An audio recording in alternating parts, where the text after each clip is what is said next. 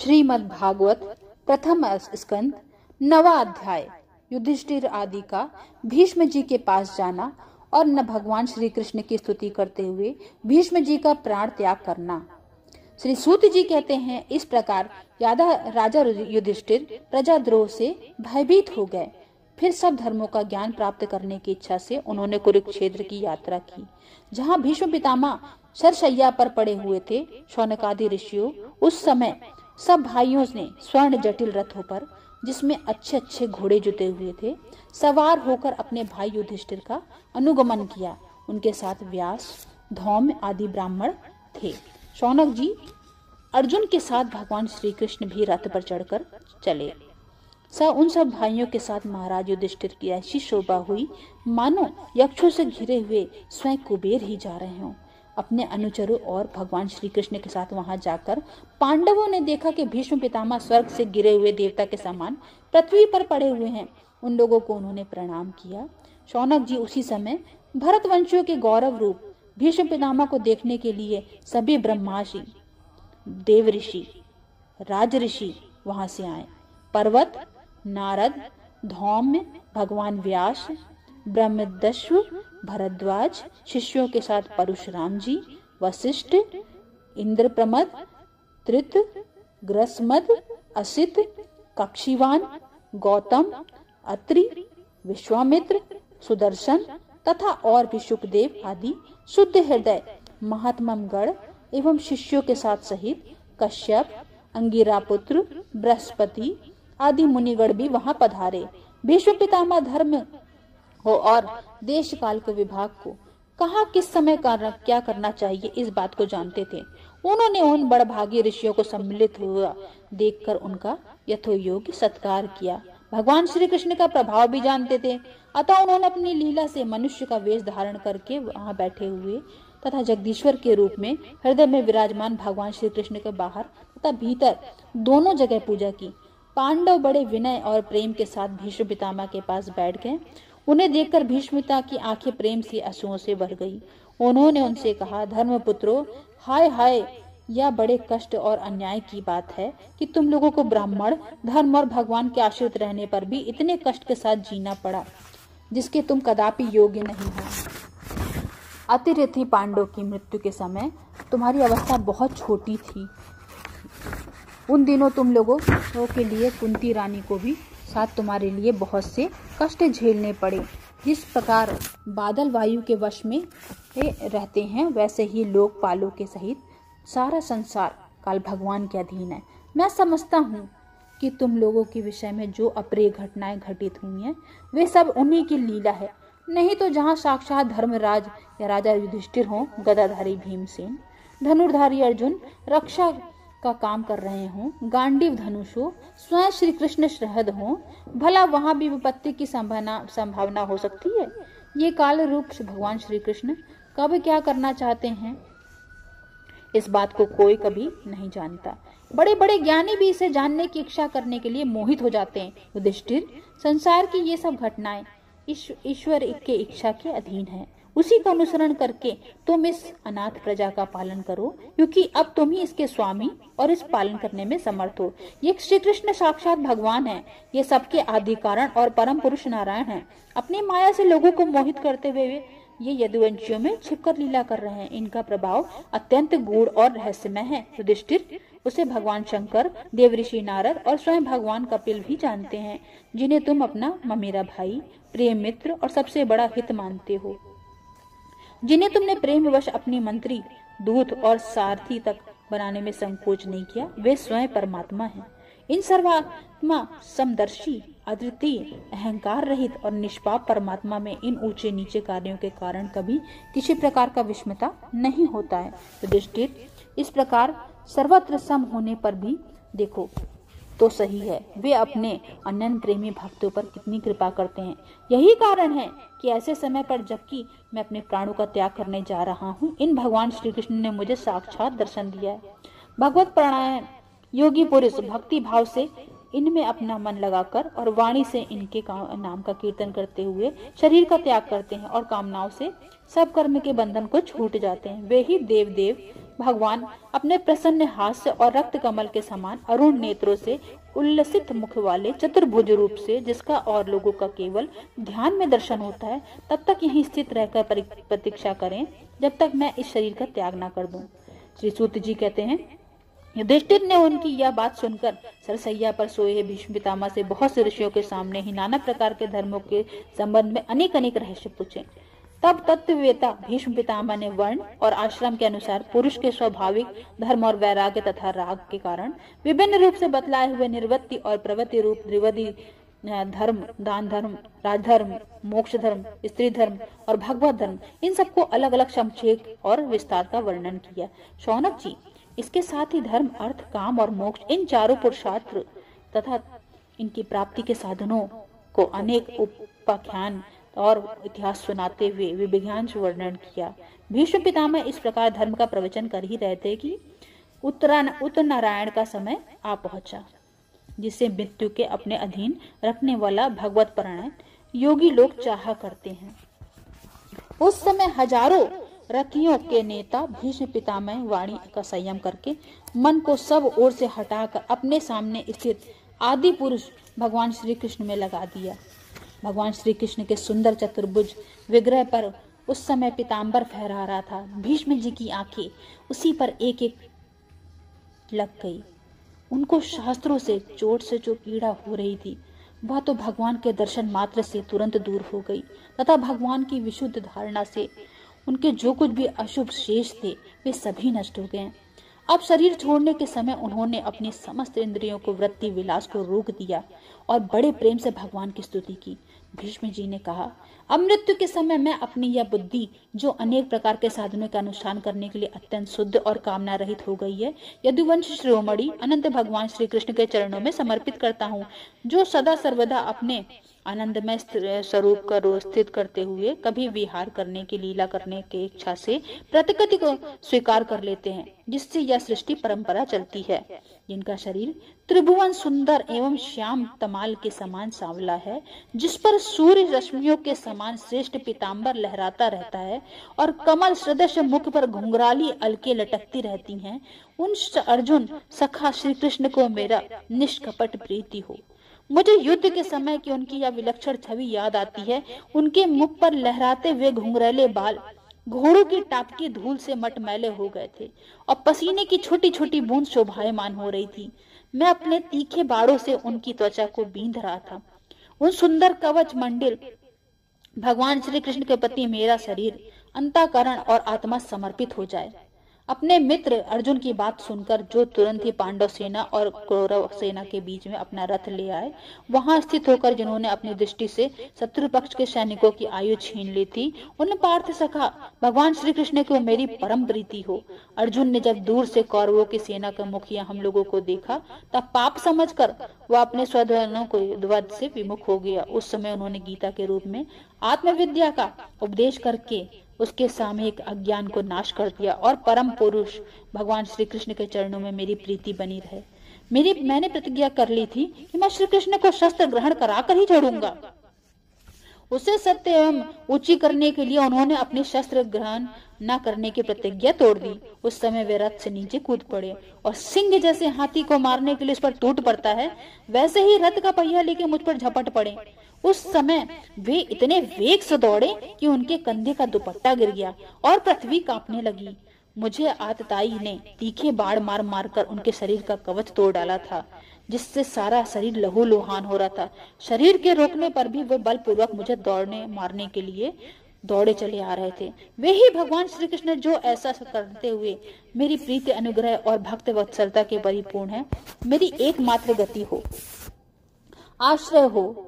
अर्जुन के रथ के रक्षा में संविधान, जिन श्री कृष्ण को बाएं में हाथ में घोड़ों की रास थी और दाहिने हाथ में चाबुक, इन दोनों की शोभा से उस समय उनकी अपूर्व छवि बन गई है तथा महाभारत युद्ध में मरने वाले वीर जिनकी इस छवि का दर्शन करते रहने के कारण सारूप्य मोक्ष को प्राप्त हो गए हैं, उन्हीं पार्थ सारथी भगवान श्री कृष्ण में मुझ मरणासन की परम प्रीति हो, जिनकी लटकीली सुंदर चाल, हाव भाव युक्त चेष्टाएं, मधुर मुस्कान और प्रेम भरी चितवन का अत्यंत सम्मानित गोपियों रासलीला में उनके अंतर्धान हो जाने पर प्रेमो उन्माद से मतवाली होकर जिनकी लीलाओं के अनुकरण करके तन्मय हो गई थी, उन्हीं भगवान श्री कृष्ण में मेरा परम प्रेम में हो।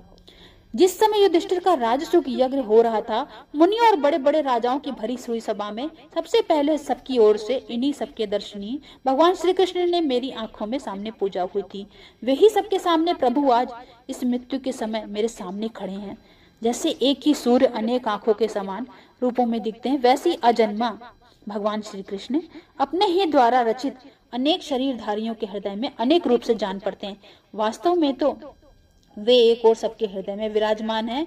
उन्हीं इन भगवान श्री कृष्ण को भेद भ्रम से रहित होकर प्राप्त हो गया हूँ। श्री सूत जी कहते हैं, इस प्रकार भीष्म पितामह ने मन वाणी दृष्टि से वृत्तियों से आत्मस्वरूप भगवान श्री कृष्ण को अपने आप को लीन कर दिया और उनके प्राण वहीं पे विलीन हो गए।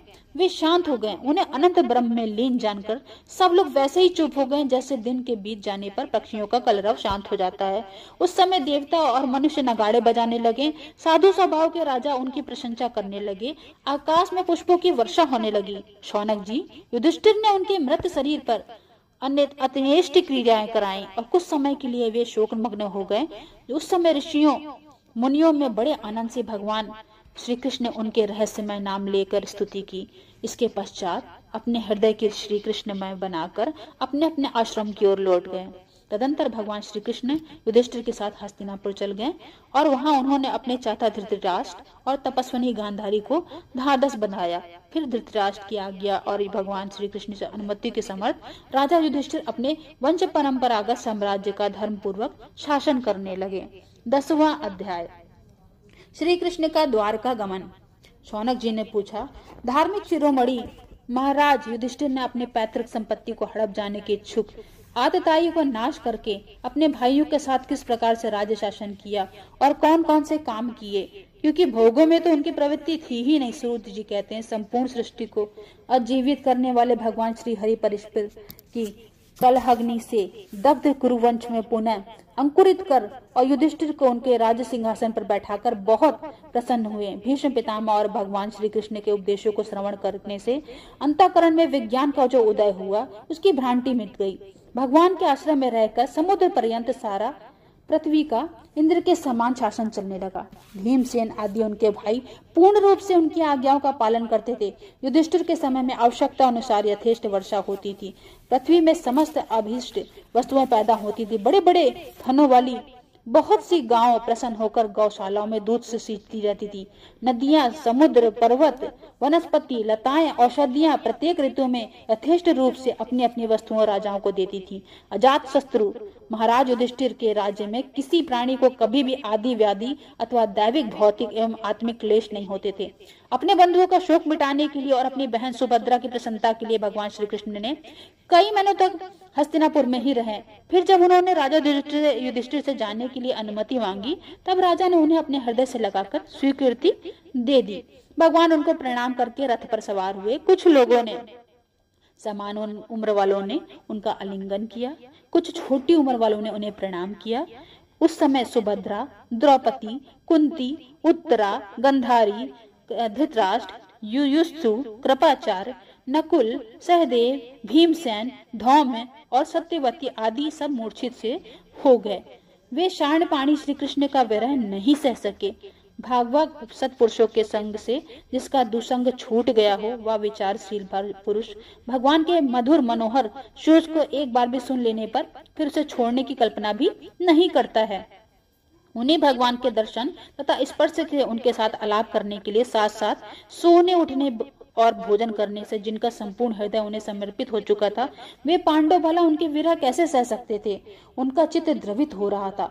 वे सब निर्नेश नेत्रों से भगवान को देखते हुए स्नेह बंधन में बंधकर जहां तहां दौड़ रहे थे। भगवान श्री कृष्ण के घर से चलते समय उनके बंधुओं ने स्त्रियों से नेत्र उत्काष्ठवश उमड़ते हुए आंसुओं से भर गए, परंतु इस भय से कहीं यात्री के समय अपशगुन न हो जाए, उन्होंने बड़ी कठिनाई से उन्हें रोक लिया। भगवान के प्रस्थान के समय मृदंग, शंख, भेरी, वीणा, ढोल, नरसिंगे, धुंधरी, नगाड़े, घंटे और दुदम्बियां आदि सब बजने लगी। भगवान के दर्शन की लालसा से कुरुवंश की स्त्रियां अटरियों पे चढ़ गईं और प्रेम, लज्जा और मुस्कान से युक्त चितवन से भगवान को देखती हुई इन पर पुष्पों की वर्षा करने लगी। उस समय भगवान के प्रिय सखा घुंघराले बालों वाले अर्जुन ने अपने प्रेतम श्री कृष्ण को वह सफेद छत्र जिसमें मोतियों की झालर लटक रही थी और जिसमें डंडा रत्नों का बना हुआ था अपने हाथ में ले लिया।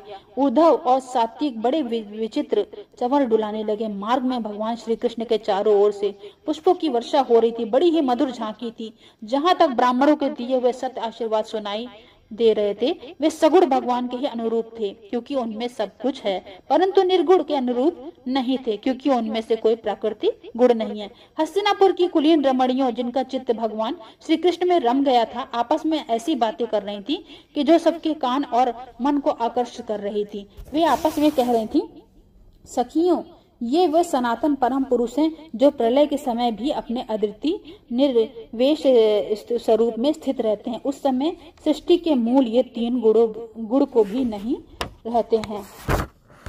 जगन्मात्मा ईश्वर के में जीव भी लीन हो जाते हैं और महत्वादी समस्त शक्तियों के अपने कारण अव्यक्त में सो जाते हैं। उन्होंने ही फिर अपने नाम रूप स्थित में नाम रूप के निर्माण की इच्छा की तथा अपने काल शक्ति से प्रेरित अब प्रकृति को जो उनके अंशभूत जीवों को मोहित कर लेती है और सृष्टि की रचना में प्रवृत्त रहती है, अनुसरण किया और व्यवहार के लिए वेदादि शास्त्रों की रचना की। इस जगत में जिसके स्वरूप का साक्षात्कार जितेंद्रिय योगी अपने प्राणों की वश में करने भक्ति से प्रफुल्लित निर्मल हृदय में किया करते हैं, ये श्री कृष्ण वही साक्षात पर ब्रह्म हैं।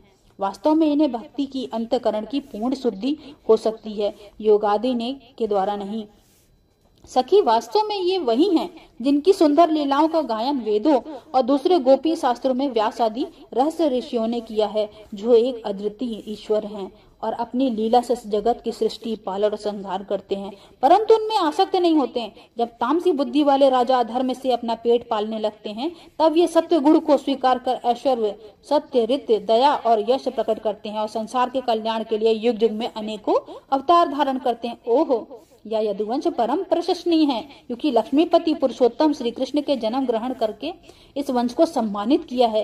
यह पवित्र मधुवन ब्रजमंडल में भी अत्यंत धन्य है। फिर इन्होंने अपने शैशव को एवं किशोरावस्था में घूम घूम कर सुशोभित किया है। बड़े हर्ष की बात है कि द्वारिका ने स्वर्ग का यश का तिरस्कार करके पृथ्वी को पवित्र यश को बढ़ाया है।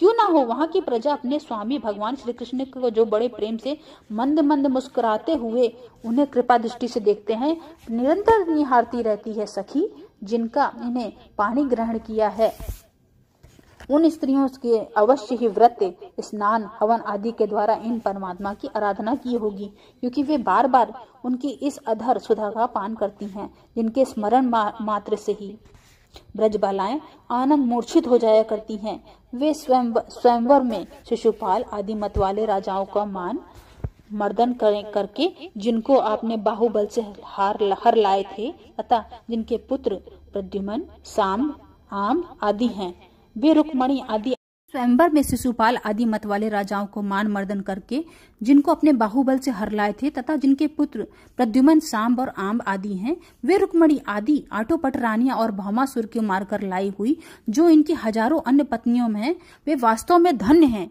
क्योंकि इन सभी ने स्वतंत्रता और पवित्र प्रतिव्रता से रहित स्त्री जीवन को पवित्र और उज्जवल बनाया है। इनकी महिमा का वर्णन कोई क्या करे।